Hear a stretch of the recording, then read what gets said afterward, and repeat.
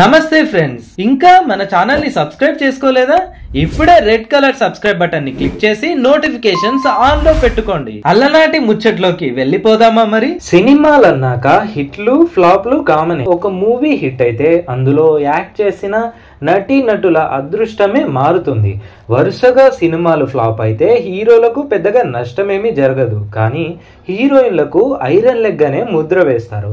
అలా రమ్యకృష్ణ కెరీర్ వరుస ఫ్లాప్లతో డల్ గా మారిన సమయంలో ఓ సినిమా ఆమెను ఆదుకుంది. అదే సమయంలో చిరంజీవి రిజెక్ట్ చేసిన బంగారం లాంటి కథ మోహన్ బాబుకు ప్లస్ అయింది. అటు రమ్యకృష్ణ కెరీర్ని, ఇటు మోహన్ బాబు కెరీర్ని ఫామ్లోకి తీసుకొచ్చిన మూవీ ఒకటే కావడం విశేషం. ఇంతకీ ఏంటా మూవీ అని తెలుసుకోవాలని ఉందా? ఇంకెందుకు ఆలస్యం, వీడియోలోకి వెళ్ళిపోదాం. కొండలలో నెలకొన్న కోనేటి రాయుడు వాడు. ఈ పాట ఏ సినిమాలోది అనగానే టక్కున గుర్తొచ్చేదేంటి? 1997లో నాగార్జున రమ్యకృష్ణ కస్తూరి కాంబినేషన్ లో వచ్చిన అన్నమయ్యే కదా. ఈ పాట రిఫరెన్స్ ఎక్కడి నుంచి అనుకుంటున్నారు? అల్లుడు గారు అనే మూవీ నుంచే దీన్ని రిఫరెన్స్ గా తీసుకున్నారు. అప్పటి సినిమాల గురించి తెలిసిన వారు ఈ విషయాన్ని ఈజీగా ఐడెంటిఫై చేస్తారు. ఇదొక్కటే కాదు, ముద్దబంతి పువ్వులో మూగ బాసలు, యేసుదాస్ చిత్ర పాడిన ఈ సాంగ్ కూడా అల్లుడు గారు మూవీలోనే ఉంది. 1990 సెప్టెంబర్ 20న ఈ సినిమా రిలీజ్ అయింది. ఇందులో హీరోగా మోహన్ బాబు, హీరోయిన్లుగా శోభన, రమ్యకృష్ణ నటించారు. మంచి ఫ్యామిలీ ఎంటర్టైనర్ గా ఇది ఎంత హిట్ అయిందో ఆ తరం వాళ్ళకి అడిగితే తెలుస్తుంది.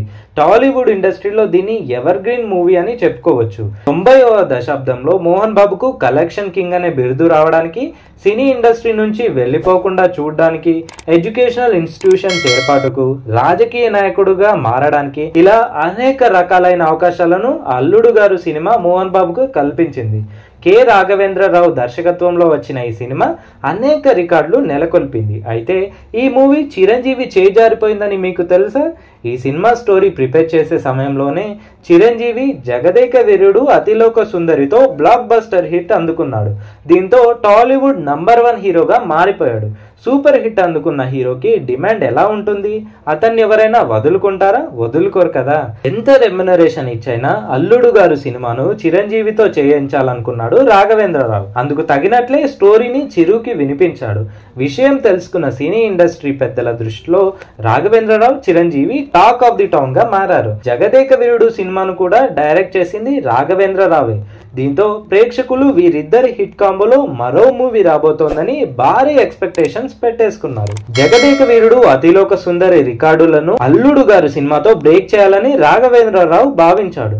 అటువంటి సమయంలో చిరు నుంచి రాఘవేంద్రరావుకు ఓ ఫోన్ కాల్ వచ్చింది. చిరు ఏం మాట్లాడాడంటే, అల్లుడు గారు సినిమా కథ బాగానే ఉంది, కానీ మీరు చెప్పిన స్టోరీ చివర్లో హీరోకి ఉరిశిక్ష పడుతుంది. నాకు ఉరిశిక్ష పడితే ప్రేక్షకులు డైజెస్ట్ చేసుకోలేరు, సో ఈ సినిమా నేను చేయలేను అని చిరు అన్నాడు.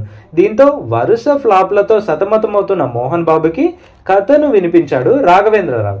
స్టోరీ లైన్ నచ్చడంతో ఓకే చెప్పేశాడు మోహన్ బాబు. దాన్ని తన సొంత బ్యానర్ అయిన శ్రీ లక్ష్మీ ప్రసన్న బ్యానర్స్ పై నిర్మించడానికి రెడీ అయిపోయాడు.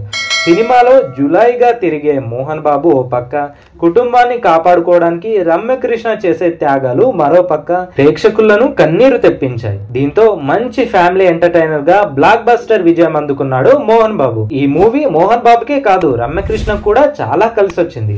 మోహన్ బాబు లాగే ఫ్లాప్లతో బాధపడుతున్న రమ్యకృష్ణకు అల్లుడు గారు మూవీ బూస్టప్ ఇచ్చింది.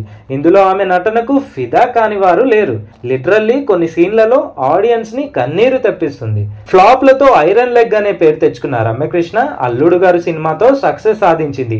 ఆ సక్సెస్ కి కంటిన్యూషన్ గా అల్లరి మొగుడు సినిమాలో మళ్ళీ మోహన్ బాబుతో కలిసి యాక్ట్ చేసింది.